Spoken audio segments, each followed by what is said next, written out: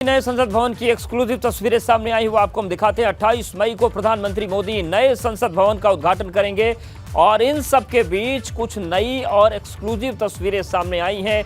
ये देखिए, ये भव्य संसद है और किस तरीके का नज़ारा देखने को मिल रहा है। चाहे हम उच्च सदन की बात करें, चाहे लोकसभा की बात करें, ये भव्य तस्वीरें सामने आई। 28 तारीख को उद्घाटन होने जा रहा है। यूपी के वित्त मंत्री सुरेश खन्ना ने गीत गाकर ये बताया कि लखनऊ जन्नत है, अब बारी है जन्नत को जन्नत बनाए रखने की, और ये तभी संभव है जब जीत कर आए सभी पार्षद अपने अपने इलाके की सफाई और तमाम बुनियादी सुविधाओं को ध्यान दें। क्या कहा उन्होंने, सुनवाते हैं आपको।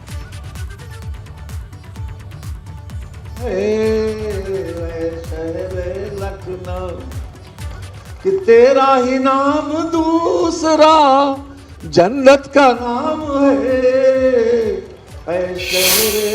आजमगढ़ की बात करें तो अबू सलेम का भतीजा मोहम्मद आरिफ गिरफ्तार हुआ है, तो बड़ी खबर आ रही है। मुंबई से पुलिस और एसओजी की टीम ने मोहम्मद आरिफ को दबोचा है। मोहम्मद आरिफ को मुंबई से आजमगढ़ लाया जा रहा है। चकला पहाड़पुर निवासी शबाना परवीन की शिकायत पर यह केस दर्ज किया गया। फर्जी डॉक्यूमेंट के आधार पर जमीन कब्जा करने का आरोप है। मोहम्मद आरिफ पर रंगदारी मांगने का भी आरोप लगा है और मोहम्मद आरिफ के बेटे अब्दुल हाकिल पर केस दर्ज किया गया है। माफिया डॉन अबू सलीम का भतीजा है मोहम्मद आरिफ। तो बड़ी खबर आजमगढ़ से है। अबू सलेम का भतीजा मोहम्मद आरिफ मुंबई से गिरफ्तार किया है। यूपी पुलिस और एसओजी की टीम ने मोहम्मद आरिफ को दबोचा है। मोहम्मद आरिफ को मुंबई से आजमगढ़ बुलाया जा रहा है। चकला पहाड़पुर निवासी शबाना परवीन की शिकायत पर यह केस दर्ज हुआ। फर्जी डॉक्यूमेंट के आधार पर जमीन कब्जा करने का पूरा आरोप है। बड़ी खबर मथुरा से है। श्री कृष्ण जन्मभूमि विवाद से जुड़ी बड़ी खबर है। सभी मामलों को इलाहाबाद हाईकोर्ट ने अपने पास ले लिया है।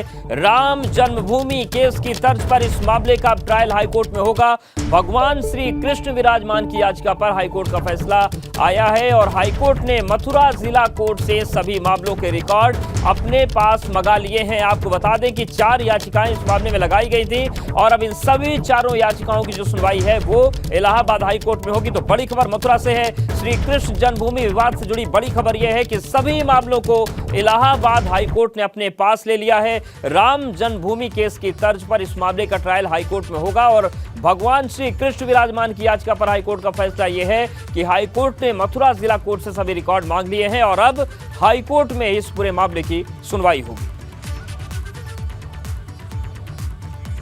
तो आपको बता दें कि जो याचिका करने का जो पक्ष था, जो कृष्ण जन्मभूमि विराजमान का पक्ष कर रहे हैं, उनकी तरफ से मांग की गई थी कि चूंकि ये नेशनल इंटरेस्ट का मामला है, ऐसे में हाईकोर्ट इसको लेकर सुनवाई करे। कुछ ऐसा ही 1989 में हुआ था जब हाईकोर्ट ने राम जन्मभूमि के केस को भी अपने पास लिया था विशेष अधिकारों का इस्तेमाल करते हुए। अब ठीक उसी तर्ज पर कृष्ण जन्मभूमि को लेकर भी इलाहाबाद हाई कोर्ट ने मथुरा जिला अदालत से सभी याचिकाओं को अपने पास मंगा लिया है। 4 याचिकाएं लगाई गई थी और अब इन याचिकाओं की जो सुनवाई है वो इलाहाबाद हाई कोर्ट में होगी। तो श्री कृष्ण जन्मभूमि विवाद से जुड़ी बड़ी खबर यह है कि जो 4 याचिकाएं लगाई गई थी मथुरा में, उन सभी को हाई कोर्ट ने अपने पास ले लिया है और अब राम जन्मभूमि केस की तर्ज पर इस मामले का ट्रायल भी हाई कोर्ट में होगा। भगवान श्री कृष्ण विराजमान की याचिका पर हाई कोर्ट ने यह फैसला दिया है कि हाईकोर्ट ने मथुरा जिला कोर्ट से सभी मामलों के रिकॉर्ड अपने पास मांग लिए हैं और अब इस पूरे मामले की सुनवाई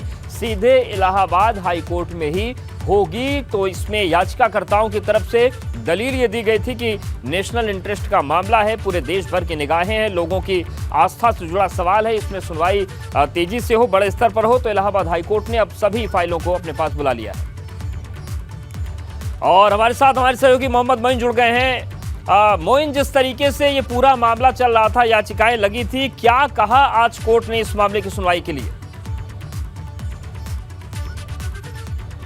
देखिए, आपको बता दें कि मथुरा में श्री कृष्ण जन्मभूमि और शाही ईदगाह मस्जिद के बीच 13.37 एकड़ जमीन का विवाद वर्षों पुराना है। पिछले कई दशकों से ये विवाद चल रहा है। इस मामले को लेकर तमाम मुकदमे मथुरा की अदालत में दाखिल किए गए हैं। उस सारे के सारे मामले अभी पेंडिंग है। तो इसको एक लेकर भगवान श्री कृष्ण विराजमान की तरफ से एक याचिका इलाहाबाद हाई कोर्ट में पिछले दिनों दाखिल की गई थी और हाई कोर्ट से इस बात की अपील की गई थी कि मथुरा की अदालत में जो मुकदमे चल रहे हैं उन सारे मुकदमों को एक साथ क्लब कर दिया जाए और उन्हें इलाहाबाद हाई कोर्ट में ट्रांसफर कर दिया जाए। इलाहाबाद हाई कोर्ट सीधे तौर पर इन मुकदमों का ट्रायल करे, इन मुकदमों की सुनवाई करे और अपना फैसला दे।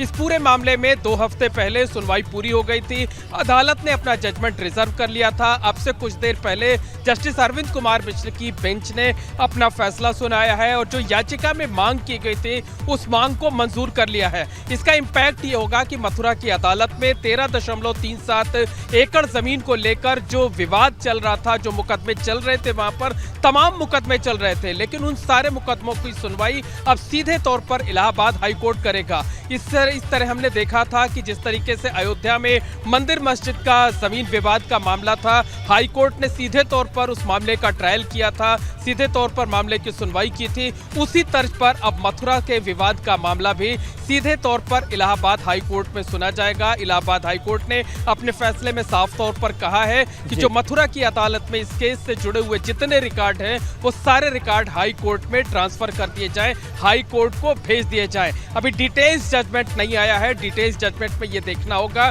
कि कब तक की तारीख तय की है, उस पर भी निगाहें बनाए रखिएगा। आपका धन्यवाद मोइन जानकारी और अपडेट्स को देने के लिए। तो ये पूरी तस्वीर है कि मथुरा जिला कोर्ट से हाई कोर्ट ने सारी जो डिटेल्स है, जो याचिका है, वो मंगा ली है। बात मेरठ की करते हैं, जहां पर नगर निगम के शपथ ग्रहण समारोह में मारपीट हो गई। एआईएमआईएम के कई पार्षदों और कार्यकर्ताओं से मारपीट हुई है। बीजेपी के पार्षदों और कार्यकर्ताओं पर मारपीट का आरोप लगा है।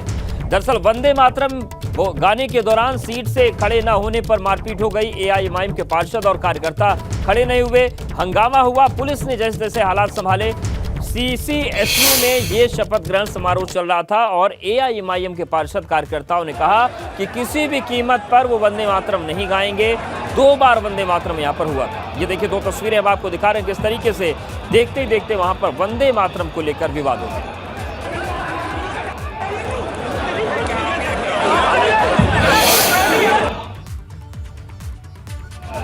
तो देखिए नगर निगम में शपथ ग्रहण समारोह था, लेकिन पहले ही दिन वंदे मातरम गाने या न गाने को लेकर विवाद हो गया। हालांकि वंदे मातरम को लेकर जो सियासत का दौर है इस देश में पुराना है, लेकिन अब देखने वाली बात होगी कि इस मारपीट के बाद क्या अब एक बार फिर से वंदे मातरम को लेकर सियासी बवाल देश में शुरू होगा, क्योंकि मेरठ से एक बार फिर से आगाज हो गया है।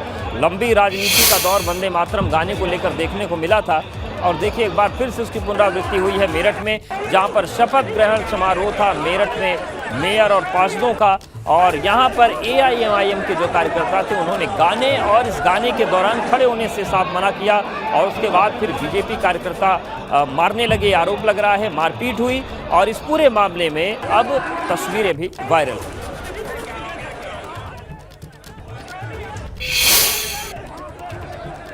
तो मारपीट हुई और मारपीट के बाद अलग अलग तस्वीरें आपको दिखाते हैं किस तरीके से बवाल हुआ। आप देखिए ये तस्वीरें हम आपको दिखा रहे हैं कि जब वंदे मातरम गाना शुरू किया गया तो एआईएमआईएम के जो पार्षद थे उन्होंने गाने से मना कर दिया।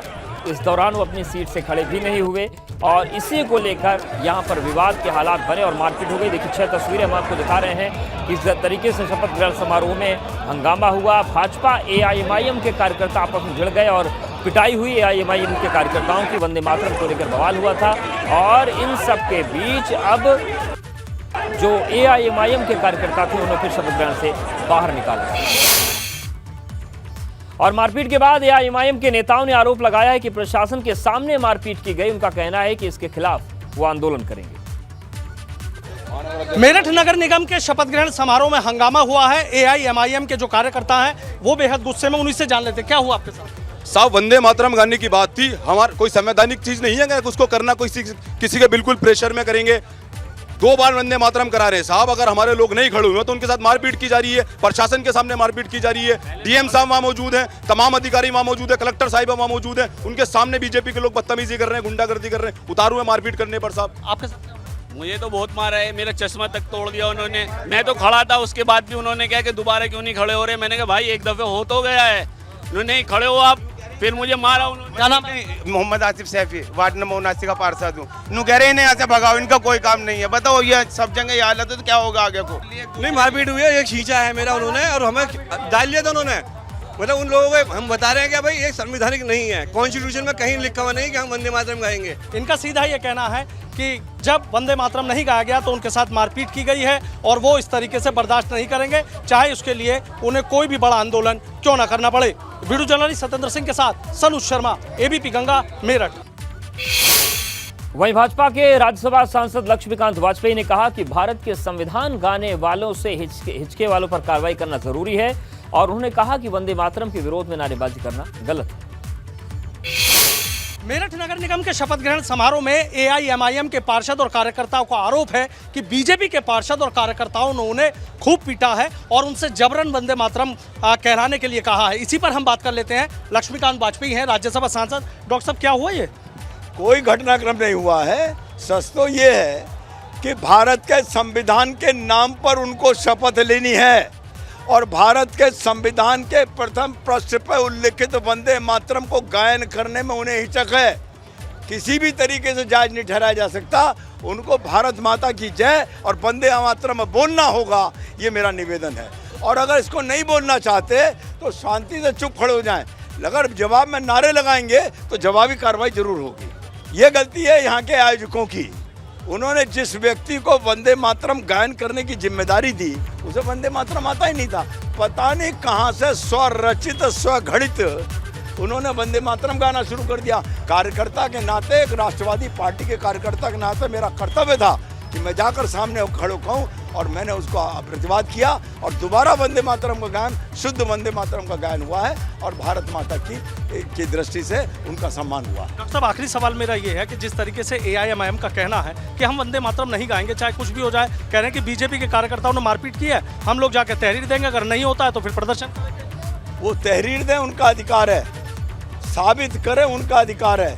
और साबित नहीं करेंगे, जोर जबरदस्ती करेंगे तो ये उचित नहीं है। और एक बात और बता दूं, लक्ष्मीकांत वाजपेयी सहित भारतीय जनता पार्टी के सारे कार्यकर्ता उस नेता के कार्यकर्ता हैं जो कहता है कि सबका साथ, सबका विकास, सबका विश्वास, सबके लिए प्रयास। उस नेता का नाम है नरेंद्र मोदी। हम उसके कार्यकर्ता हैं। हमसे इस प्रकार के गलत व्यवहार की कल्पना न करें। बहुत बहुत शुक्रिया। तो देखें, राज्यसभा सांसद डॉक्टर लक्ष्मीकांत वाजपेयी का कहना है कि वंदे मातरम गाएं या ना गाएं, लेकिन भाषा शैली ठीक होनी चाहिए और अगर उसे बिगाड़ा गया तो फिर जवाब ऐसे ही दिया जाएगा। वीडियो जर्नलिस्ट सतेंद्र सिंह के साथ सनुज शर्मा, एबीपी गंगा, मेरठ। मेरठ में बवाल के बाद अब वाराणसी से बवाल की खबर आ रही है। वाराणसी में मेयर और पार्षदों के शपथ ग्रहण में हंगामा हो गया। रुद्राक्ष कन्वेंशन सेंटर में शपथ ग्रहण हो रहा था और शपथ ग्रहण के दौरान पुलिस और कार्यकर्ताओं में धक्का मुक्की हो गई। शपथ ग्रहण में भारी संख्या में भाजपा कार्यकर्ता पहुंचे थे। रुद्राक्ष कन्वेंशन सेंटर में कार्यकर्ताओं को जाने से रोका गया और उसके बाद बवाल हो गया। मेयर अशोक तिवारी के हस्तक्षेप के बाद कार्यकर्ताओं को जाने दिया गया, लेकिन उससे पहले जमकर पुलिस और बीजेपी कार्यकर्ताओं में झड़प और धक्का मुक्की हुई है। तो वाराणसी से भी बवाल की तस्वीर है, खबर है, जहां पर मेयर और पार्षदों के शपथ ग्रहण में हंगामा हो गया। दरअसल रुद्राक्ष कन्वेंशन सेंटर में यह शपथ ग्रहण समारोह था। शपथ ग्रहण के दौरान पुलिस और बीजेपी कार्यकर्ता आपस में भिड़ गए, धक्का मुक्की हो गई। वजह यह थी कि बड़ी संख्या में जो कार्यकर्ता थे भाजपा के पहुंच गए थे, उनको पुलिस रोक रही थी। रुद्राक्ष कन्वेंशन सेंटर में जब कार्यकर्ताओं को जाने से रोका गया तो बवाल हो गया, धक्का मुक्की होने लगी और मेयर अशोक तिवारी के हस्तक्षेप के बाद कार्यकर्ताओं को अंदर जाने दिया गया। तो बड़ी खबर वाराणसी से आ रही है, जहां पर शपथ ग्रहण समारोह के दौरान हंगामा हो गया। पुलिस और भाजपा के कार्यकर्ता जो थे वो आपस में भिड़ गए। रुद्राक्ष कन्वेंशन सेंटर में कार्यकर्ताओं को जाने से रोका गया था और इसी के बाद दोनों पक्ष भिड़ गए। पुलिस रोक रही थी, लेकिन जो बीजेपी के कार्यकर्ता थे वो मानने को तैयार नहीं थे और जब पुलिस ने सख्ती दिखाई तो धक्का मुक्की होने लगी। रुद्राक्ष कन्वेंशन सेंटर में शपथ ग्रहण समारोह हुआ। हालांकि मेयर अशोक तिवारी के हस्तक्षेप के बाद कार्यकर्ताओं को जाने दिया गया, तब जाकर कहीं मामला शांत हुआ। लेकिन मेरठ के बाद अब वाराणसी से भी हंगामे की खबर है, जहां पर शपथ ग्रहण समारोह के दौरान जमकर हंगामा हुआ है, बवाल हुआ है। रुद्राक्ष कन्वेंशन सेंटर में शपथ ग्रहण समारोह था और शपथ ग्रहण के दौरान पुलिस और कार्यकर्ताओं में धक्का मुक्की हो गई। शपथ ग्रहण में भारी संख्या में भाजपा कार्यकर्ता पहुंचे। रुद्राक्ष कन्वेंशन सेंटर में कार्यकर्ताओं को जाने से रोका जा रहा था और इसके बाद बवाल हो गया।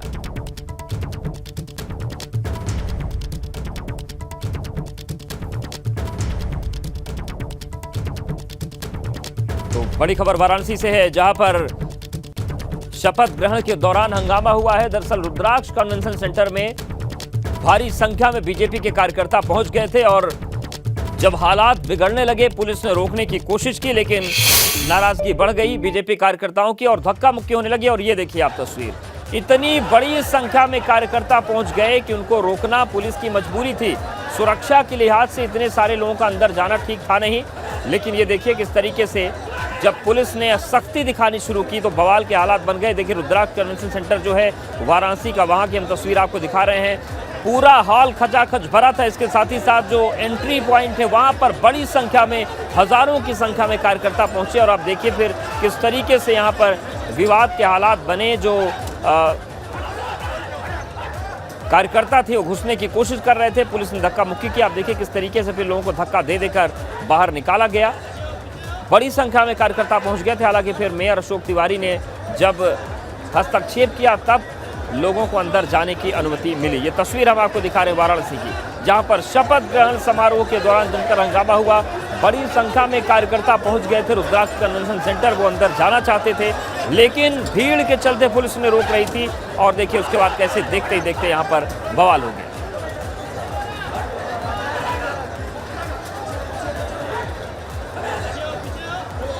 तो मेयर और पार्षदों के शपथ ग्रहण में हंगामा हुआ है। वाराणसी की तस्वीरें हम आपको दिखा रहे हैं, जहां पर रुद्राक्ष कन्वेंशन सेंटर में ये शपथ ग्रहण समारोह था। और इस शपथ ग्रहण समारोह के दौरान बड़ी संख्या में भाजपा के कार्यकर्ता पहुंचे थे।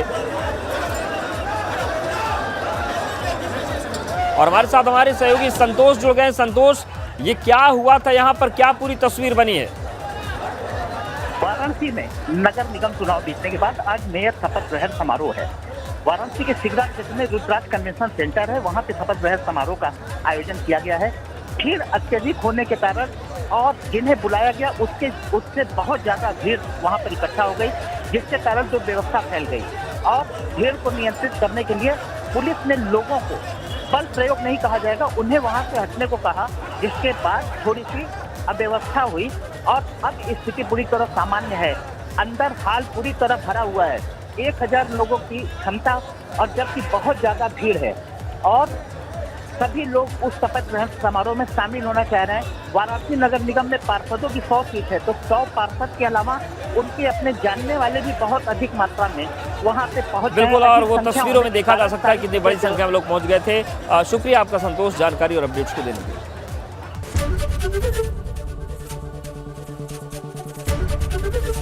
एबीपी गंगा, खबर आपकी, जुबान आपकी।